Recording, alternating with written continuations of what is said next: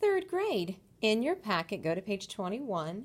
This is a page that I found on the internet. It says how to draw Charlie Brown step by step. Start at the top and draw. Okay? So you always start at the top.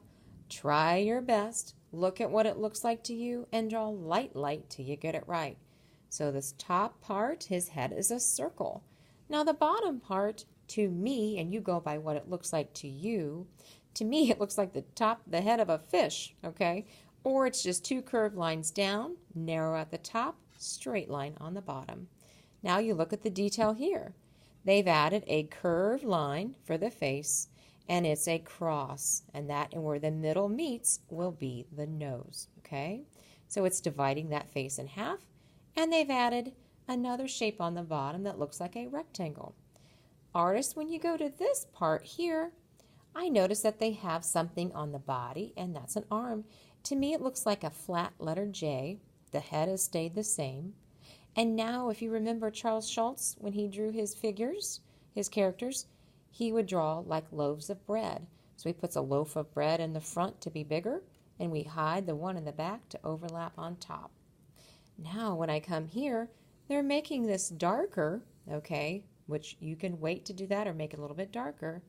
And if I notice where it's crisscrossed, I told you, you would have the nose. And that is a backward C, and here is the correct way to write the C on the left side of the head. And then artist, if you notice what's on each side of that backward C, you're right, two little dots just above the line a little bit.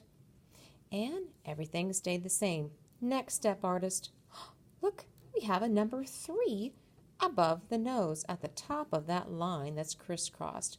So add your number 3, bigger on top, that's his hair. Pay attention to detail, artist.